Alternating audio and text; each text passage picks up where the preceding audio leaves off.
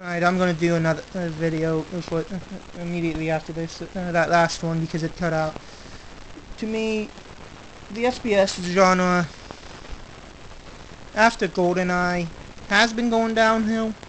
Sure, they have some gems, like Borderlands and the Duke Nukem, some of the Duke Nukem games, and some of the Fallout games, but to me, they're too busy. Most people are trying to be COD, which, if you're gonna be a COD ripoff, everybody's gonna be like, oh, this is supposed to be COD. No, and this, and this, and this. We don't need more Call of Duty. We need... I wouldn't mind the first-person shooter genre if they tried to be more, different with each game. But when one FPS is being released year after year after year, I would be raising a red flag. In fact, give me a second. I'm gonna use a makeshift red flag. There you go. There's your red flag. The COD, it's becoming obsessive. That it's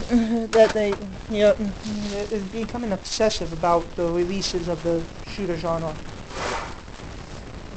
and it's gonna be the death, help kill the video game industry if people don't see that the gaming industry is going downhill because of the releases of the sequels and not enough IPs.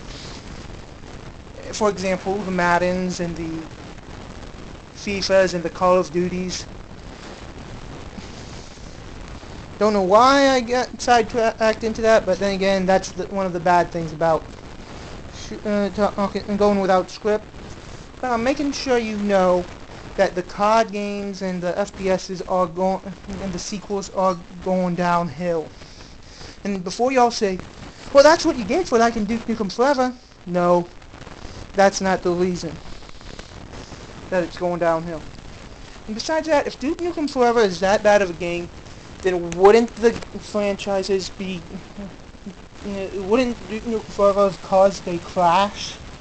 Just like an extremely bad game known as E.T. It didn't? Then it ain't the fucking Flash of 2011!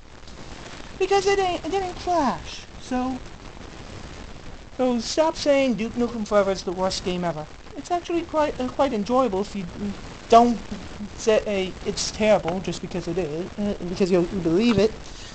Besides, if you're gonna say the game is terrible, play it beginning to end. If you like it, yes, you like it. If you hate it, you hate it. But at least play the game.